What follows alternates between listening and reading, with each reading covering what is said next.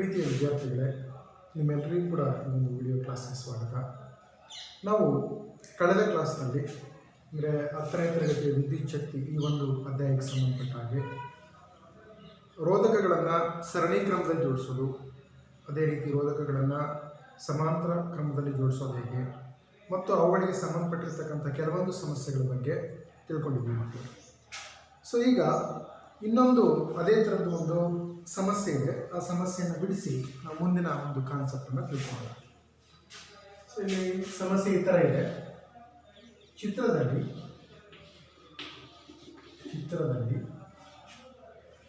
R1 = 10 Ω, R2 = 40 Ω, R3 = 30 Ω, R4 = 20 Ω, R5 = 60 Ω ಮತ್ತು 12 ವೋಲ್ಟ್ನ ಬ್ಯಾಟರಿಯನ್ನು ಸಂಯೋಜಿಸಿ 12 ವೋಲ್ಟ್ನ ಬ್ಯಾಟರಿಯನ್ನು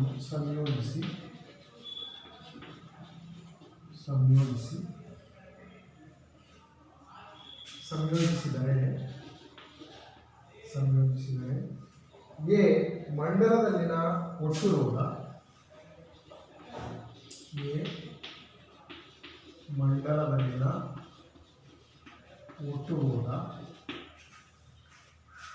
B ಮಂಡಲದಲ್ಲಿ ಪ್ರವಹಿಸುತ್ತಿರುವ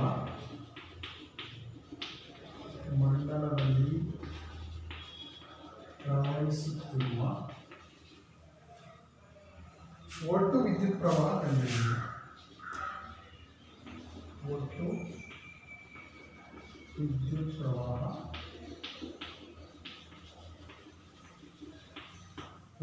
ಪ್ರವಾಹ ಕಂಡುಹಿಡಿಯಿರಿ. ಸೊ ಅವರು ಚಿತ್ರವನ್ನು ಕೊಟ್ಟಿದ್ದಾರೆ. ಚಿತ್ರ ಈ ಥರ ಇದೆ.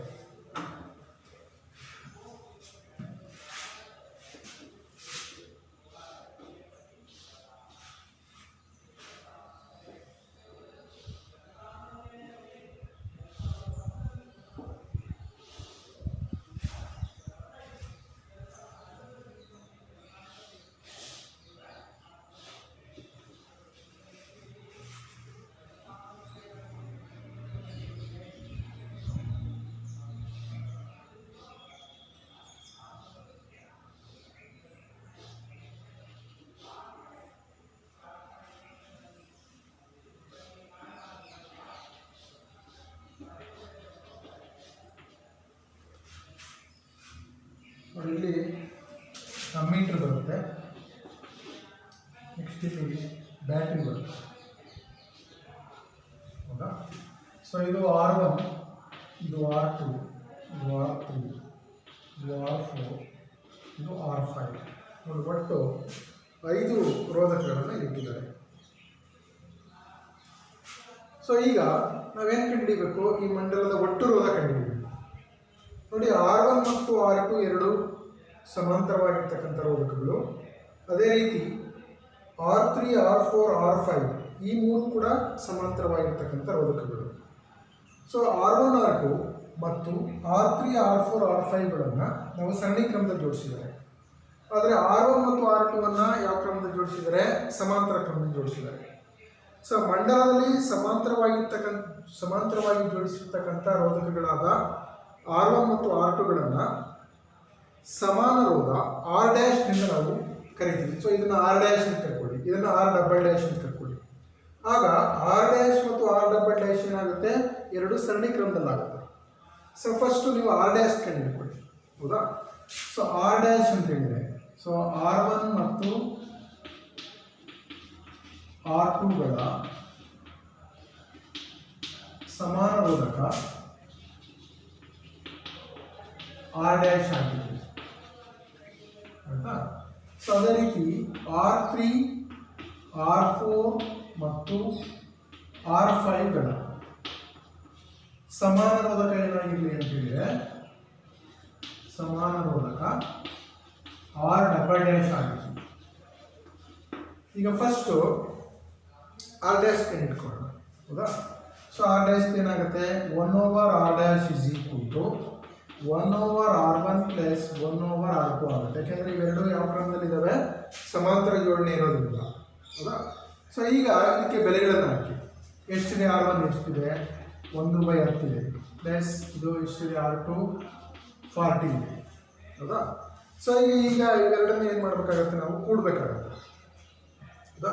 ಸೊ ಇವುಗಳ 10 ಮತ್ತು 40 ಲಾಸ ಏನು ಬರುತ್ತೆ ನಮಗೆ ಅಂದರೆ 40 ಬರುತ್ತೆ. ಸೊ ಇದು 4 ಆಗುತ್ತೆ ಪ್ಲಸ್ 1 ಆಗುತ್ತೆ, ಅಂದರೆ 5/40 ಆಗುತ್ತೆ. 5/40 ಅಂತ 1/8 ಆಗುತ್ತೆ, ಹೌದಾ? So 1/r dash is equal to 1/8 ಅಂದರೆ ಆರ್ ಡ್ಯಾಶ್ ಎಷ್ಟಾಗುತ್ತೆ ಅಂತ ಹೇಳಿದ್ರೆ 8 ಓಮ್ ಆಗುತ್ತೆ, ಆಯಿತಾ? ಸೊ ಇದೇನಾಯಿತು, ಇದು ಒಂದು ಪಾರ್ಟ್ ಆಯಿತು. ನೆಕ್ಸ್ಟ್ ಈಗ ಏನು ಕೈ ಹಿಡ್ಕೋಬೇಕು, ಆರ್ ಡಬಲ್ ಡ್ಯಾಶ್ ಕೈ ಹಿಡ್ಕೋಬೇಕು. So 1/r double dash is equal to 1/r3 plus 1/r4 plus 1/r5. So ಈಗ ಈ ಮೂರು ಬೆಲೆಗಳನ್ನು ಹಾಕಿಬಿಡಿ. ನೋಡಿ, R3 ಎಷ್ಟಿದೆ, 30 ಇದೆ, R4 20 ಇದೆ, R5 60 ಇದೆ. ಸೊ ಇದನ್ನು ಕೂಡಿದರೆ ನಮಗೆ 1/20 ಪ್ಲಸ್ 1/30 ಪ್ಲಸ್ 1/20 ಪ್ಲಸ್ 1/60. ಸೊ ಈಗ ಈ ಮೂರನ್ನ ಏನು ಮಾಡಬೇಕಾಗತ್ತೆ ಅಂತ ಹೇಳಿದ್ರೆ ನಾವು ಕೂಡಬೇಕಾಗುತ್ತೆ. ಸೊ ಈ ಮೂರದು ಎಲ್ ಸಿ ಎಮ್ ಎಷ್ಟು ಬರುತ್ತೆ ನಮಗೆ, ನೋಡಿ 30 20 60 ಇದೆ. ಸೊ ಲಾಸ ಎಷ್ಟು ಬರುತ್ತೆ ಅಂದರೆ 10ರಿಂದ ಹೋಗುತ್ತೆ, 13 12 16. ನೆಕ್ಸ್ಟ್ 3ರಿಂದ 3 1 2 3 2 6. ಸೊ 2ರಿಂದ 2 1 2 1 ಅಂದರೆ 60 ಬರುತ್ತೆ.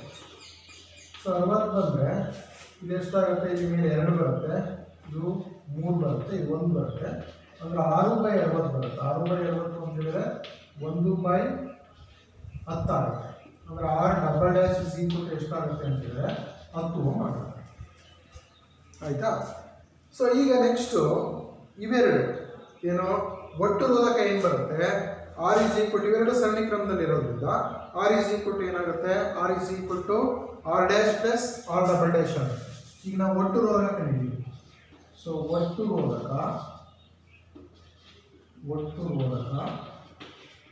R is equal to R dash plus R double dash, ಅಂದರೆ 8 ಪ್ಲಸ್ 10 ಓಮ್ ಅಂತ ಹೇಳಿದ್ರೆ 15 ಓಮ್ ಆಗುತ್ತೆ ಒಟ್ಟು ರೋಧಕ, ಆಯಿತಾ? ಸೊ ಈಗ ಮಂಡಲದಲ್ಲಿರ್ತಕ್ಕಂಥ ಒಟ್ಟು ರೋಧ ಎಷ್ಟು ಬಂತು ನಮಗೆ, 15 ಓಮ್ ಆಯಿತು. ಸೊ ಇವಾಗ ಏನು ಕಂಡಿಬೇಕು, ಮಂಡಲದಲ್ಲಿ ಪ್ರವಹಿಸಿರ್ತಕ್ಕಂಥ ವಿದ್ಯುತ್ ಪ್ರವಾಹ ಐ ಕಂಡಿಬೇಕು, ಹೌದಾ? ಸೊ ಇದು ಎ ಪಾರ್ಟ್ ಆಯಿತು. Next B part. So B ಪಾರ್ಟಲ್ಲಿ ಏನಿದೆ, ನಮಗೆ ಒಟ್ಟು ವಿದ್ಯುತ್ ಪ್ರವಾಹ ಐ ಕಂಡಿಡಿಬೇಕು. So I is equal to V by R, ಈ ಸೂತ್ರ ಗೊತ್ತಿದೆ ನಮಗೆ, Ohm's law, I is equal to V by R. So V ಎಷ್ಟಿದೆ ಕೊಟ್ಟಿದ್ದಾರೆ ನೋಡಿ, 12 ವೋಲ್ಟ್ ಅಂತ ಕೊಟ್ಟಿದ್ದಾರೆ, ಹೌದಾ?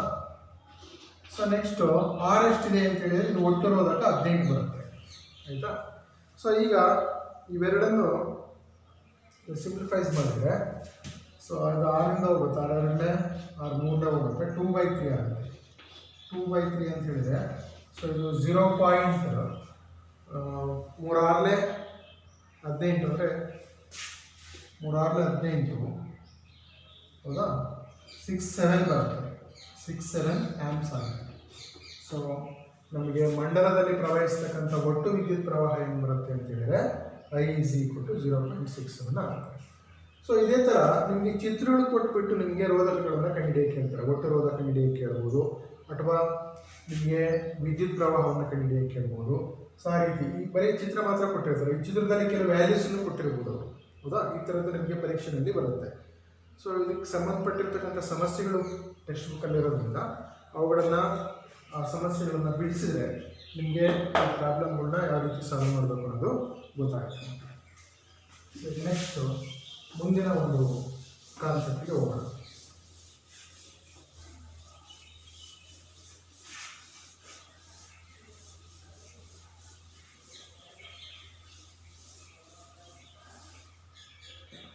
ಸೊ ಈಗ ನಾವು ಎರಡು ರೋಧಕಗಳ ಜೋಡಣೆ ಬಗ್ಗೆ ತಿಳ್ಕೊಂಡ್ವಿ. ಅಂದರೆ ಸರಣಿ ಕ್ರಮದಲ್ಲಿ ಜೋಡಿಸೋದು ಹೇಗೆ, ಮತ್ತು ಈ ಒಂದು ಸಮಾಂತರ ಕ್ರಮದಲ್ಲಿ ಜೋಡಿಸೋದು ಹೇಗೆ ಅಂತ.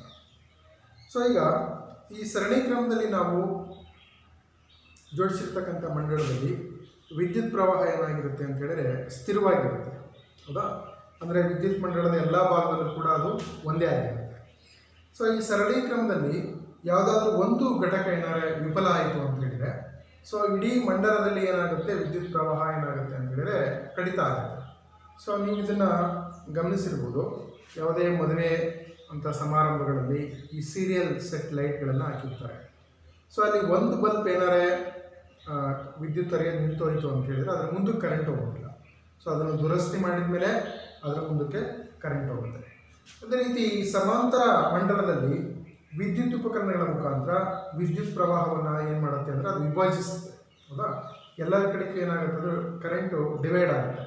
ಸೊ ಅಲ್ಲಿ ನಿಮಗೆ ಯಾವುದೇ ಒಂದು ಪಾರ್ಟ್ ಕಟ್ ಆದರೂ ಕೂಡ, ಹೌದಾ, ಇನ್ನೊಂದು ಕಡೆ ಕರೆಂಟು ಕರೆಕ್ಟಾಗಿ ಹೋಗ್ತಿರುತ್ತೆ. ಅದು ಒಂದು ಕಡೆ ಕಟ್ ಆದರೂ ಕೂಡ ಎಲ್ಲ ಕಡೆನೂ ಅಲ್ಲಿ ಸಮಾಂತರ ಜೋಡಣೆಯಲ್ಲಿ ಕಟ್ ಆಗೋದು, ವಿದ್ಯುತ್ ಪ್ರವಾಹ ಅದು ಕಟ್ ಆಗೋದಿಲ್ಲ.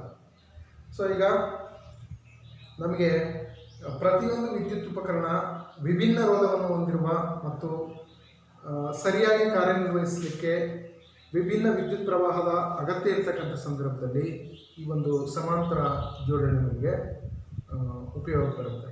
ಸೊ ಇವೆರಡರಲ್ಲಿ ಯಾವುದು ಬೆಟ್ರ್ ಅಂತ ಹೇಳಿದ್ರೆ ನಮಗೆ ಸಮಾಂತರ ಜೋಡಣೆ ನಮಗೆ ಬೆಟ್ರ್ ಆಗುತ್ತೆ ಸರಣಿ ಕ್ರಮಕ್ಕಿಂತ. ಸರಣಿ ಕ್ರಮದಲ್ಲಿ ಏನಾಗುತ್ತೆ ಅಂದರೆ ಒಂದು ಹತ್ರ ಕಟ್ ಆಯಿತು ಅಂತ ಹೇಳಿದರೆ ವಿದ್ಯುತ್ ಪ್ರವಾಹ ಅದು ಮುಂದೆ ಕರೆಯೋದೇ ಇಲ್ಲ. ಅದರ ಸಮಾಂತರ ಜೋಡಣೆಯಲ್ಲಿ ಒಂದು ಕಟ್ ಆದರೂ ಕೂಡ ಇನ್ನೊಂದು ಕಡೆ ಎರಿತಾ ಇರುತ್ತೆ ಕರೆಂಟ್, ಯಾಕೆಂದರೆ ಕರೆಂಟಲ್ಲಿ ಏನಾಗುತ್ತೆ ಅಂದರೆ ಡಿವೈಡ್ ಆಗುತ್ತೆ. ಸೊ ಡಿವೈಡ್ ಆಗೋದಿಲ್ಲ.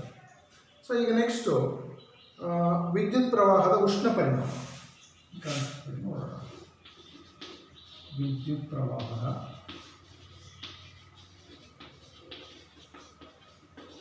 ಉಷ್ಣ ಪರಿಣಾಮ. ಸೊ ವಿದ್ಯುತ್ತು ಹರಿಬೇಕಾದ್ರೆ ನಮಗೆ ಉಷ್ಣ ಪ್ರವಾಹವನ್ನು ಉಂಟು ಮಾಡುತ್ತೆ. ಅಂದರೆ ಫಾರ್ ಎಕ್ಸಾಂಪಲ್ ನೀವು ಒಂದು ವಿದ್ಯುತ್ ಫ್ಯಾನನ್ನು ನಿರಂತರವಾಗಿ ಬಳಸಿದರೆ ಆಗೇನಾಗುತ್ತೆ, ಆ ವಿದ್ಯುತ್ ಫ್ಯಾನ್ ಹೀಟ್ ಆಗುತ್ತೆ, ಹೌದಾ? ಅಂದರೆ ಈ ರೋಧಕಗಳನ್ನು ಶಿಷ್ಯಕೋಶದೊಂದಿಗೆ ಸಂಪರ್ಕಿಸಿದಾಗ ಆಕರದಿಂದ ಶಕ್ತಿ ನಿರಂತರವಾಗಿ ಉಷ್ಣ ರೂಪದಲ್ಲಿ ಸಂಪೂರ್ಣವಾಗಿ ವ್ಯಯ ಆಗ್ತಿರುತ್ತೆ.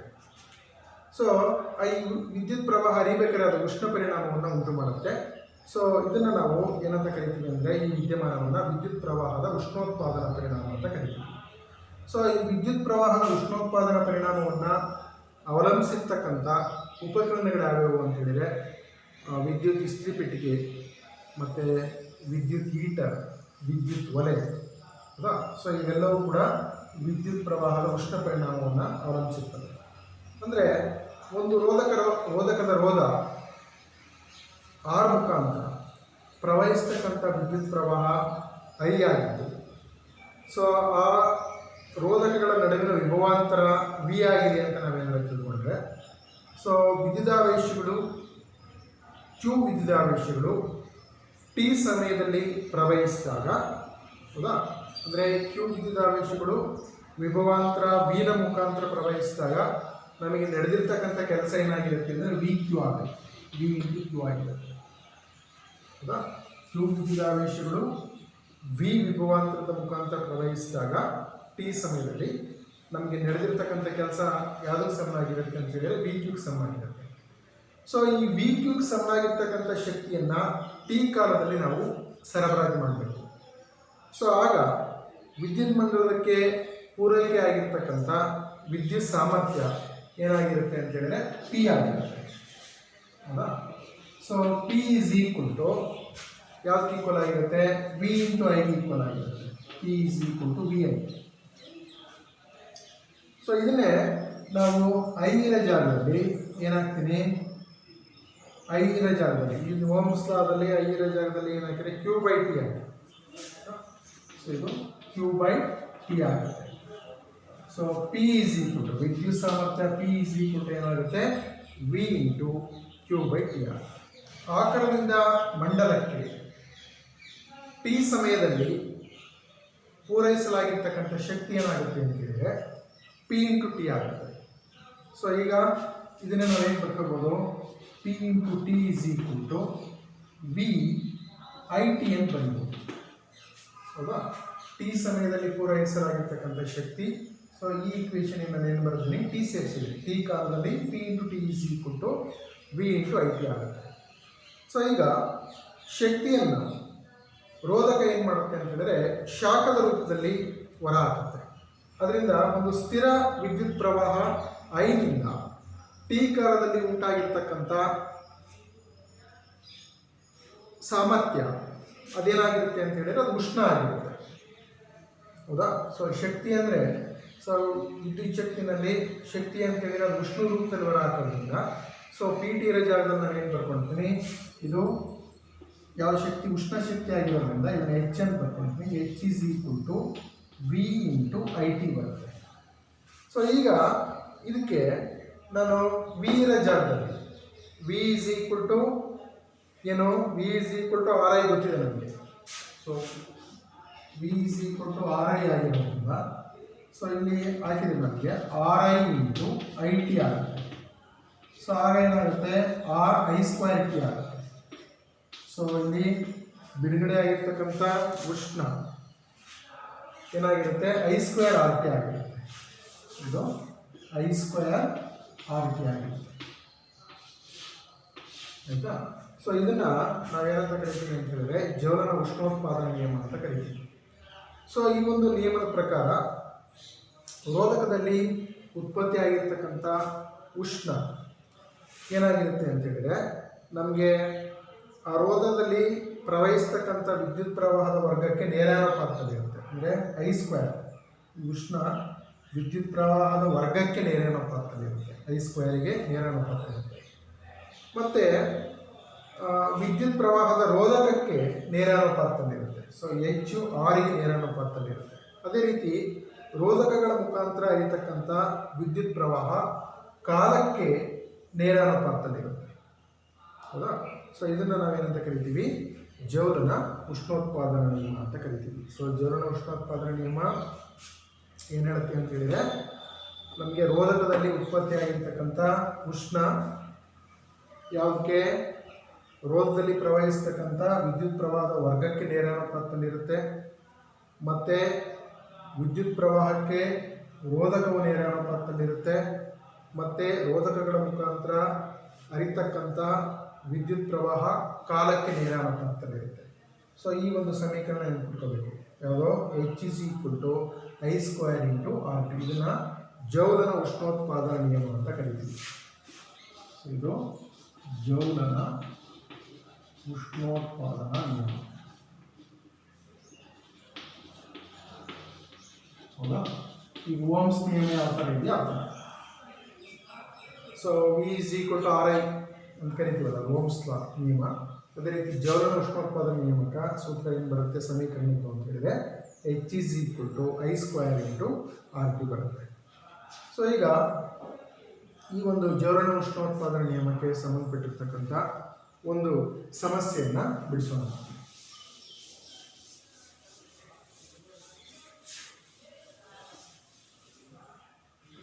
ಒಂದು ವಿದ್ಯುತ್ ಇಸ್ತ್ರಿ ಪೆಟ್ಟಿಗೆಯು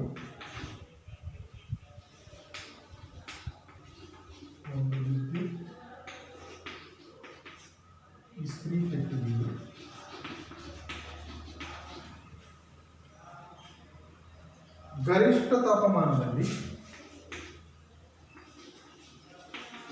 ಗರಿಷ್ಠ ತಾಪಮಾನದಲ್ಲಿ 840 ವ್ಯಾಟ್ ಶಕ್ತಿಯನ್ನು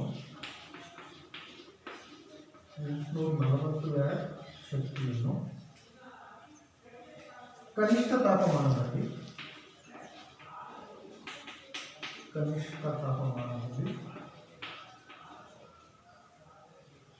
360 ವ್ಯಾಟ್ ಶಕ್ತಿಯನ್ನು ಬಳಸುತ್ತದೆ.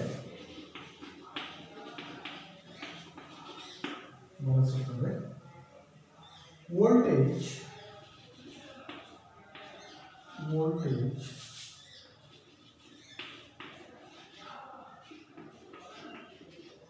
ವೋಲ್ಟ್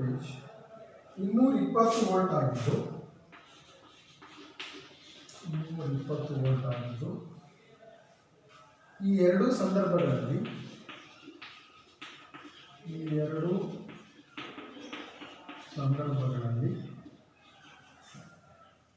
ವಿದ್ಯುತ್ ಪ್ರವಾಹ ಮತ್ತು ವಿದ್ಯುತ್ ರೋಧ ಕಂಡುಹಿಡಿಯಿರಿ.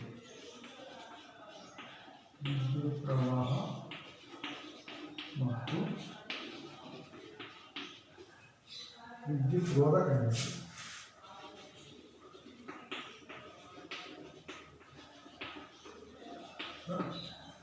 ಸೊ ಈಗ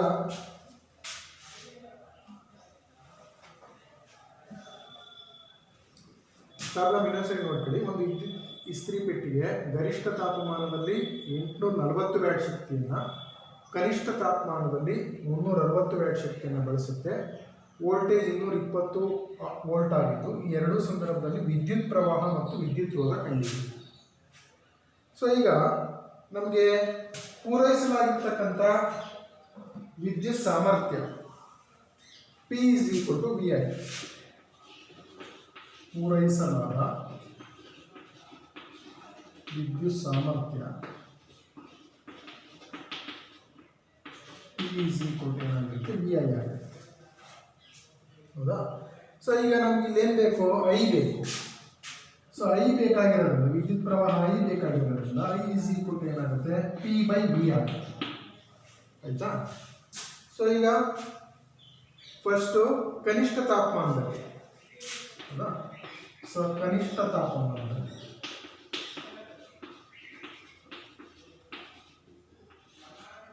ಕನಿಷ್ಠ ತಾಪಮಾನದಲ್ಲಿ 360 ವ್ಯಾಟ್ ಶಕ್ತಿಯನ್ನು ಬಳಸುತ್ತೆ. ತಾಪಮಾನ ಕನಿಷ್ಠ ತಾಪಮಾನದಲ್ಲಿ 360 ವ್ಯಾಟ್ ಶಕ್ತಿಯನ್ನು ಬಳಸುತ್ತೆ. ಹೌದಾ? ಸಾರಿ, 360 ವ್ಯಾಟ್ ಕನಿಷ್ಠ ತಾಪಮಾನದಲ್ಲಿ. ಸೊ 360 ವ್ಯಾಟ್ ಶಕ್ತಿ ಬಳಸಿದೆ. ಆಗ ಕರೆಂಟ್ I ಏನಾಗುತ್ತೆ? P ಅಂತ ಹೇಳಿದ್ರೆ 360 ಡಿವೈಡ್ ಬೈ ವೋಲ್ಟೇಜ್ ಎಷ್ಟಿದೆ? 220 ಇದೆ. ಸೊ 0 ಕ್ಯಾನ್ಸಲ್ ಆದ್ರೆ ನಮಗೆ 36/22 ಬರುತ್ತೆ. ಹೌದಾ? 36/22 ಅಂತ ಹೇಳಿದ್ರೆ 1.64 ಆಂಪ್ಸ್ ಆಗುತ್ತೆ. ಹೌದಾ? ಕನಿಷ್ಠ ತಾಪಮಾನ. ನೆಕ್ಸ್ಟು ಅವಾಗ ನಮಗೆ ಇಸ್ತ್ರಿ ಪೆಟ್ಟಿಗೆ ರೋಧ ಏನಾಗಿರುತ್ತೆ? ಕನಿಷ್ಠ ತಾಪಮಾನದಲ್ಲಿ ಇಸ್ತ್ರಿ ಪೆಟ್ಟಿಗೆಯ ರೋಧ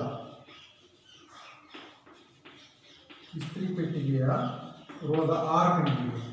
ಹೌದಾ? ಸೊ ಇಸ್ತ್ರಿ ಪೆಟ್ಟಿಗೆ ರೋಧ R ಏನು ಬರುತ್ತೆ? V/I ಬರುತ್ತೆ. ಹೌದಾ? V/I ಅಂತ ಹೇಳಿದ್ರೆ V ಎಷ್ಟಿದೆ? 220 ಇದೆ. I ಎಷ್ಟಿದೆ? 1.64 ಆಂಪ್ಸ್ ಇದೆ. ಸೊ 220 1.64 ಇಂದ ಡಿವೈಡ್ ಮಾಡಿದ್ರೆ ನಮಗೆ ಎಷ್ಟು ಬರುತ್ತೆ? 134.15 ಬರುತ್ತೆ. 134.15 ಓಮ್ ಬರುತ್ತೆ. ಆಯ್ತಾ? ಸೊ ನೆಕ್ಸ್ಟ್ ಏನು ಕಂಡುಹಿಡಿಬೇಕು? ಗರಿಷ್ಠ ತಾಪಮಾನದಲ್ಲಿ ವಿದ್ಯುತ್ ಪ್ರವಾಹ ಎಷ್ಟಿರುತ್ತೆ? ಸೊ ಗರಿಷ್ಠ ತಾಪಮಾನದಲ್ಲಿ I ಏನು ಬರುತ್ತೆ? 840 ಇದೆ ಬೈ 220. ಹೌದಾ? 0 ಕ್ಯಾನ್ಸಲ್ ಆದರೆ ಸೊ ಈಗ ಎಷ್ಟು ಬರುತ್ತೆ ನಮಗೆ? 22 88 ಬರುತ್ತೆ. ಅಂದರೆ 3.82 ಆಂಪ್ಸ್ ಬರುತ್ತೆ. 3.82 ಆಂಪಿಯರ್ ಕರೆಂಟ್ ಬರುತ್ತೆ ಗರಿಷ್ಠ ತಾಪಮಾನದಲ್ಲಿ. ಸೊ ತಾಪಮಾನ ಜಾಸ್ತಿ ಇದ್ದಾಗ ನಮಗೆ ವಿದ್ಯುತ್ ಪ್ರವಾಹ ಏನಾಗುತ್ತೆ? ಜಾಸ್ತಿ ಆಗುತ್ತೆ. ಹೌದಾ? ಈಗ ಇಸ್ತ್ರಿ ಪೆಟ್ಟಿಗೆ ರೋಧ ಏನಾಗುತ್ತೆ? ಅವಾಗ ಇಸ್ತ್ರಿ ಪೆಟ್ಟಿಗೆಯ ರೋಧ R V/I. ಹೌದಾ? ಸೊ V ಎಷ್ಟಿದೆ? 220 ಇದೆ. ನೆಕ್ಸ್ಟ್ I ಏನಿದೆ? 3.82 ಇದೆ. ಸೊ 220 3.82 ಡಿವೈಡ್ ಮಾಡಿದ್ರೆ ನನಗೆ ಎಷ್ಟು ಬರುತ್ತೆ ಅಂದರೆ 57.60 ಓಮ್ ಬರುತ್ತೆ. ಸೊ ಇದು ತಾಪಮಾನ, ಇಸ್ತ್ರಿ ಪೆಟ್ಟಿಗೆ ತಾಪಮಾನ ಗರಿಷ್ಠ ಮತ್ತು ಕನಿಷ್ಠ ಮಟ್ಟದಲ್ಲಿದ್ದಾಗ ನಮಗೆ ಪ್ರವಹಿಸ್ತಕ್ಕಂಥ ವಿದ್ಯುತ್ ಪ್ರವಾಹ ಮತ್ತು ವಿದ್ಯುತ್ ರೋಧದ ಬೆಲೆ. ಸೊ ಇದೇ ಥರ ಪ್ರಾಬ್ಲಮ್ಸ್ ಟೆಕ್ಸ್ಟ್ ಬುಕ್ಕಲ್ಲಿ ಇದ್ದಾವೆ, ಹೌದಾ? ಅವುಗಳನ್ನು ನೀವು ಮಾಡಿ ನೆಕ್ಸ್ಟ್ ಕಾನ್ಸೆಪ್ಟ್ಗೆ ನಾವು ಹೋಗೋಣ.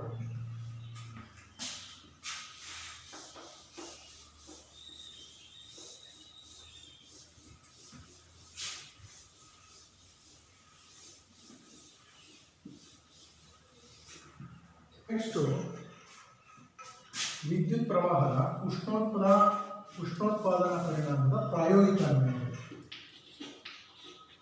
ಉಷ್ಣೋತ್ಪಾದನಾ ಪರಿಣಾಮದ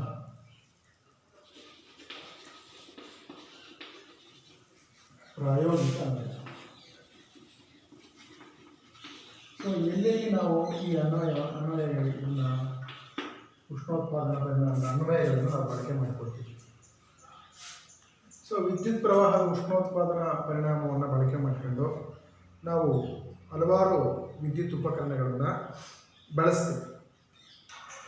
ಈಗ ವಿದ್ಯುತ್ ಅದರಲ್ಲಿ ಕೆಲವೊಂದು ಪರಿಚಿತವಾಗಿರ್ತಕ್ಕಂಥ ವಿದ್ಯುತ್ ಉಪಕರಣಗಳು ಅಂತಂದರೆ ವಿದ್ಯುತ್ ಬಲ್ಬ್, ವಿದ್ಯುತ್ ಹೀಟರ್ ಮತ್ತು ವಿದ್ಯುತ್ ಒಲೆ, ಹೌದಾ? ಸೊ ಇವೆಲ್ಲ ವಿದ್ಯುತ್ ಉಷ್ಣೋತ್ಪಾದನಾ ಪರಿಣಾಮಗಳನ್ನು ಆಧರಿಸಿ ಇರ್ತಕ್ಕಂಥ ಕೆಲವೊಂದು ಉಪಕರಣಗಳು.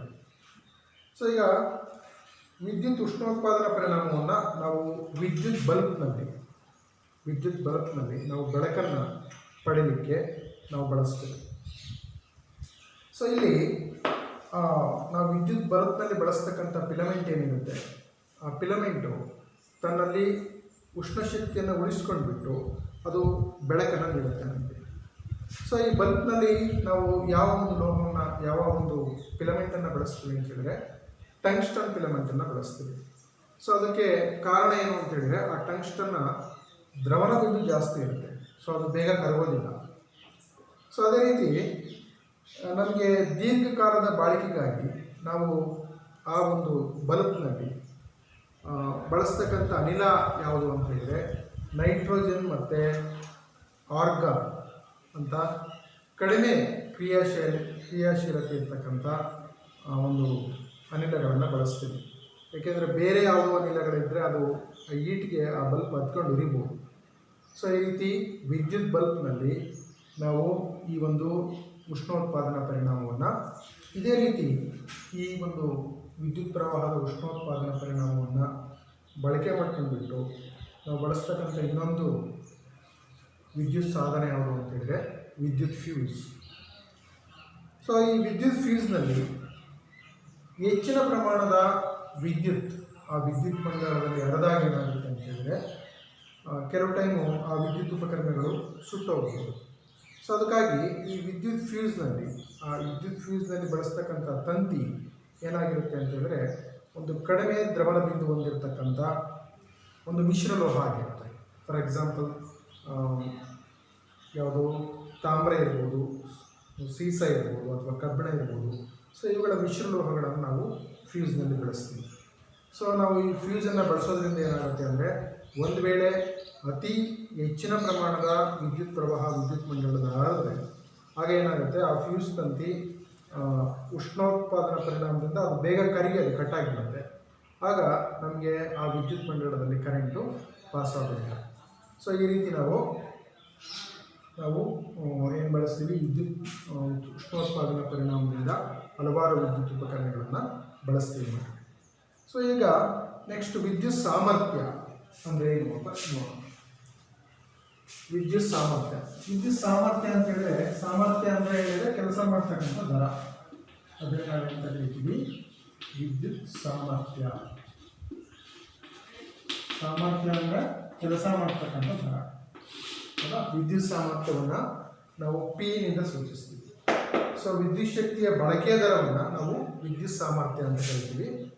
ಸೊ P = VI ನಾವು ಆಲ್ರೆಡಿ ತಿಳ್ಕೊಂಡಿದ್ದೀವಿ. P = ಯಾವುದು ಸಮ ಆಗಿರುತ್ತೆ, VI ಸಮ ಆಗಿರುತ್ತೆ. ಸೊ P ಸೊ ಈ V ರ ಜಾಗದಲ್ಲಿ ನಾವು IR ಹಾಕ್ತೀವಿ. V IR ಗೊತ್ತಿದೆ, ಓಮ್ಸ್ ಲಾದಿಂದ IR × I ಆಗುತ್ತೆ. ಆಗ P ಏನಾಗುತ್ತೆ ಅಂದರೆ I² ಅಂತ ಆಗುತ್ತೆ. ಇದನ್ನ P V² ಅಂತ ಕೂಡ ಕರಿತೀವಿ. ಸೊ ವಿದ್ಯುತ್ ಸಾಮರ್ಥ್ಯ P I² × R. ಸೊ ಈ ವಿದ್ಯುತ್ ಸಾಮರ್ಥ್ಯದ ಎಸ್ ಐ ಏಕಮಾನ ಯಾವ್ದು ಬರುತ್ತೆ ಅಂತ ಹೇಳಿದ್ರೆ, ಎಸ್ ಐ ಏಕಮಾನವನ್ನು ನಾವು ವ್ಯಾಟ್ನಿಂದ ಸೂಚಿಸ್ತೀವಿ. ಹೌದಾ, ವ್ಯಾಟ್. ಸೊ ಇದನ್ನು ವ್ಯಾಟ್ ಮೊದಲನೇ ಅಕ್ಷರ ಡಬ್ಲ್ಯೂದಿಂದ ಸೂಚಿಸ್ತೀವಿ ಇದನ್ನು. ಸೊ ಅಂದರೆ ಒಂದು ವಿದ್ಯುತ್ ಸಾಧನ, ಹೌದಾ, 1 ವೋಲ್ಟ್ ವಿಭವಾಂತರದಲ್ಲಿ ಕಾರ್ಯನಿರ್ವಹಿಸಿದಾಗ ಅದರ ಮುಖಾಂತರ 1 ಆಂಪಿಯರ್ ವಿದ್ಯುತ್ ಪ್ರವಾಹ ಹರಿದ್ರೆ ಆಗ ಆ ವಿದ್ಯುತ್ ಸಾಧನದಲ್ಲಿ ಬಳಕೆ ಆಗಿರ್ತಕ್ಕಂಥ ಸಾಮರ್ಥ್ಯ ಎಷ್ಟಾಗಿರುತ್ತೆ ಅಂತ ಹೇಳಿದ್ರೆ 1 ವ್ಯಾಟ್ ಆಗಿರುತ್ತೆ. ಹೌದಾ. ಸೊ ಒಂದು ವಿದ್ಯುತ್ ಸಾಧನದಲ್ಲಿ 1 ವೋಲ್ಟ್ ವಿಭವಾಂತರದಲ್ಲಿ 1 ಆಂಪಿಯರ್ ವಿದ್ಯುತ್ ಪ್ರವಾಹ ಪ್ರವಹಿಸಿದರೆ ಆಗ ಆ ವಿದ್ಯುತ್ ಸಾಧನದಲ್ಲಿ ಬಳಕೆಯಿಂದ ಉಂಟಾಗಿರ್ತಕ್ಕಂಥ ವಿದ್ಯುತ್ ಸಾಮರ್ಥ್ಯ ಏನಾಗಿರುತ್ತೆ ಅಂತ ಹೇಳಿದ್ರೆ 1 ವ್ಯಾಟ್ ಆಗಿರುತ್ತೆ. So 1 watt is equal to 1 watt ಅಂದರೆ ಏನು ಅಂತಂದರೆ 1 volt into 1 ampere. 1 volt into 1 ampere ಅಂದರೆ ಆ ವಿದ್ಯುತ್ ಸಾಧನದಲ್ಲಿ 1 ವೋಲ್ಟ್ ಕರೆಂಟು 1 ವೋಲ್ಟ್ ವಿಭವಾಂತರದಲ್ಲಿ 1 ಆಂಪಿಯರ್ ಕರೆಂಟ್ ಅಂದರೆ ಆಗ ವಿದ್ಯುತ್ ಸಾಧನದ ಸಾಮರ್ಥ್ಯ ಏನಾಗಿರುತ್ತೆ ಅಂತ ಹೇಳಿದ್ರೆ 1 ವ್ಯಾಟ್ ಆಗಿರುತ್ತೆ. ಸೊ ಈ ವ್ಯಾಟ್ ಅಂತಕ್ಕಂಥದ್ದು ತುಂಬ ಕಡಿಮೆ ಆಗಿರ್ತಕ್ಕಂಥ ಒಂದು ಇದು. ಸೊ ನಾವು ವ್ಯಾವಹಾರಿಕವಾಗಿ ಬಳಸ್ಬೇಕಾದ್ರೆ ನಾವು ಕಿಲೋ ವ್ಯಾಟನ್ನು ಬಳಸ್ತೀವಿ. 1 ಕಿಲೋ ವ್ಯಾಟ್ ಅಂತ ಹೇಳಿದರೆ 1 kilo watt is equal to 1000 watt. ಹೌದಾ, ಇದು ತುಂಬ ಚಿಕ್ಕದು ಈ ಏಕಮಾನ. ಅದಕ್ಕೆ ನಾವು ವ್ಯಾವಹಾರಿಕವಾಗಿ ಬಳಸ್ಬೇಕಾದ್ರೆ ಕಿಲೋ ವ್ಯಾಟ್ ಬಳಸ್ತೀವಿ. 1 ಕಿಲೋ ವ್ಯಾಟ್ ಅಂತ ಹೇಳಿದರೆ 1000 ವ್ಯಾಟ್. ಸೊ ಈಗ 1 ವ್ಯಾಟ್ ಅವರ್ ಅಂತ ಹೇಳಿದರೆ 1 ವ್ಯಾಟ್ ವಿದ್ಯುತ್ ಸಾಮರ್ಥ್ಯವನ್ನು 1 ಗಂಟೆಗಳ ಕಾಲ ಉಪಯೋಗಿಸೋದಕ್ಕೆ 1 ವ್ಯಾಟ್ ಅವರ್ ಅಂತ ಕರೀತೀವಿ. 1 ವ್ಯಾಟ್ ವಿದ್ಯುತ್ ಸಾಮರ್ಥ್ಯಗಳನ್ನು ನಿರಂತರವಾಗಿ 1 ಗಂಟೆಗಳ ಕಾಲ ಉಪಯೋಗಿಸಿದ್ರೆ ಆಗ ಅದು 1 ವ್ಯಾಟ್ ಅವರ್ ಆಗುತ್ತೆ. ಸೊ ಇದರ ವ್ಯಾವಹಾರಿಕವಾಗಿರ್ತಕ್ಕಂಥ ಏಕಮಾನ ಯಾವುದು ಬರುತ್ತೆ ಅಂದರೆ 1 ಕಿಲೋ ವ್ಯಾಟ್ ಅವರ್ ಬರುತ್ತೆ. 1 kilo watt hour. So 1 kilo watt hour ಅಂತ ಹೇಳಿದರೆ ಏನು ಬರುತ್ತೆ, 1000 ವ್ಯಾಟ್ ಇಂಟು ಅವರ್ ಅಂತ ಹೇಳಿದರೆ 1 ಗಂಟೆಗೆ 3600 ಸೆಕೆಂಡ್ ಆಗುತ್ತೆ. Into 3600 second, 3600 second. ಹೌದಾ. ಸೊ ಇವೆರಡನ್ನು ನಾವು ಗುಣಿಸಿದ್ರೆ ನಮಗೆ 3.6 ಇಂಟು 10⁶ ವ್ಯಾಟ್ ಸೆಕೆಂಡ್ ಆಗುತ್ತೆ. ಹೌದಾ. ಸೊ ಇಷ್ಟು ವ್ಯಾಟ್ ಆಗುತ್ತೆ. 1 ಕಿಲೋ ವ್ಯಾಟ್ ಅವರ್ ಅಂತ ಹೇಳಿದರೆ 3.6 ಇಂಟು 10⁶ ವ್ಯಾಟನ್ನು 1 ಕಿಲೋ ವ್ಯಾಟ್ ಅವರ್ ಅಂತ ಕರಿತೀವಿ. ಹೌದಾ. ಸಾಮಾನ್ಯವಾಗಿ ನಾವು ಇದನ್ನೇ ನಾವೇನಂತ ಕರಿತೀವಿ, 1 ಕಿಲೋ ವ್ಯಾಟ್ ಅವರ್ ಅಂದರೆ 1 ಯೂನಿಟ್ ಅಂತ ಕರಿತೀವಿ. ಹೌದಾ. ಸೊ ನಾವು ಮನೆಯಲ್ಲಿ ಎಷ್ಟು ವಿದ್ಯುತ್ ಶಕ್ತಿಯನ್ನು ಬಳಸಿದ್ದೀವಿ ಅಂತ ಫೈಂಡ್ ಔಟ್ ಮಾಡಲಿಕ್ಕೆ ಏನು ಮಾಡ್ತಾರೆ, ವಿದ್ಯುತ್ ಮಂಡಳಿಯವರು ನಮ್ಗೆ ಎಷ್ಟು ಯೂನಿಟ್ ಕರೆಂಟ್ ಆಗಿದೆ ಅಂತ ಮೀಟರ್ ರೀಡಿಂಗಲ್ಲಿ ಅವ್ರು ನೋಟ್ ಮಾಡ್ಕೊತಾರೆ. ಸೊ 1 ಯೂನಿಟ್ ಅಂತ ಹೇಳಿದರೆ ಇಷ್ಟು 3.6 ಇಂಟು 10⁶ ವ್ಯಾಟನ್ನು 1 ಯೂನಿಟ್ ಅಂತ ಕರಿತೀವಿ. ಸೊ ಅದು ವ್ಯಾವಹಾರಿಕವಾಗಿ ನಾವು ಏನು ಬಳಸ್ತೀವಿ, ಕಿಲೋ ವ್ಯಾಟ್ ಅವರನ್ನು ಬಳಸ್ತೀವಿ. ಸೊ ಇದು ವಿದ್ಯುತ್ ಸಾಮರ್ಥ್ಯಕ್ಕೆ ಸಂಬಂಧ.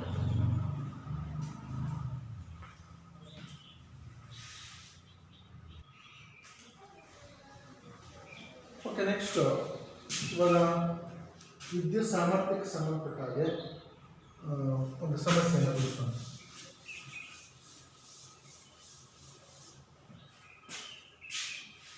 ಸೊ ಸಮಸ್ಯೆ ಥರ ಇದೆ. 220 ವೋಲ್ಟ್ ಜನರೇಟರ್ಗೆ 220 ವೋಲ್ಟ್ ಜನರೇಟರ್ಗೆ ಒಂದು ವಿದ್ಯುತ್ ಬಲ್ಬನ್ನು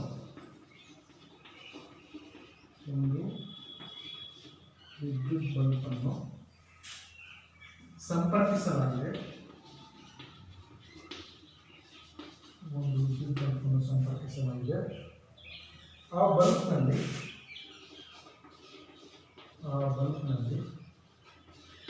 0.5 ಆಂಪ್ಸ್ ವಿದ್ಯುತ್ ಪ್ರವಾಹ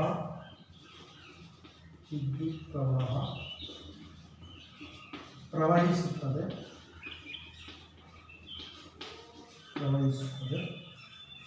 ಆಗ ಬಲ್ಬ್ನ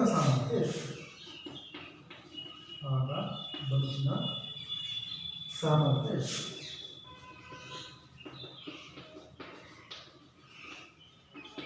ಸೊ ಏನು ಕೇಳಿದರೆ ಬಲ್ಬ್ನ ಸಾಮರ್ಥ್ಯ ಕೇಳಿದ್ದಾರೆ, ಸಾಮರ್ಥ್ಯ ಪಿ ಕೇಳಿದ್ದಾರೆ.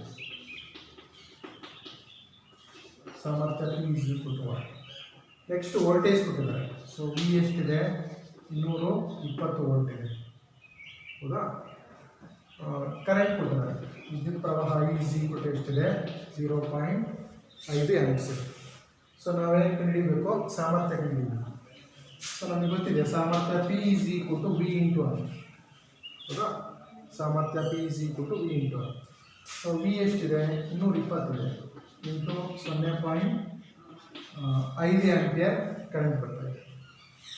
ಸೊ ಈಗ ನಾವು ಇವೆರಡನ್ನು ಗುಣಿಸಿದರೆ ನಮಗೆ ಎಷ್ಟು ಬರುತ್ತೆ? 110 ವ್ಯಾಟ್ ಆಗುತ್ತೆ. ಆ ಬಲ್ಬ್ನ ವಿದ್ಯುತ್ ಸಾಮರ್ಥ್ಯ ಎಷ್ಟಿರುತ್ತೆ ಅಂತಂದರೆ P 110 ವ್ಯಾಟ್ ವಿದ್ಯುತ್ ಸಾಮರ್ಥ್ಯ ಇರುತ್ತೆ. ಸೊ ಇದೇ ರೀತಿ ವಿದ್ಯುತ್ ಸಾಮರ್ಥ್ಯಕ್ಕೆ ಸಂಬಂಧಪಟ್ಟ ಹಾಗೆ ಇನ್ನೂ ಅನೇಕ ಸಮಸ್ಯೆಗಳು ಟೆಕ್ಸ್ಟ್ ಬುಕ್ಕಲ್ಲಿದ್ದಾವೆ. ಸೊ ಇಲ್ಲಿಗೆ ಈ ಒಂದು ಅಧ್ಯಾಯ ಕಂಪ್ಲೀಟ್ ಆಗುತ್ತೆ. ನೆಕ್ಸ್ಟ್ ಕ್ಲಾಸಲ್ಲಿ ಮುಂದಿನ ಒಂದು ಅಧ್ಯಾಯವನ್ನು ಪ್ರಾರಂಭ ಮಾಡೋಣ.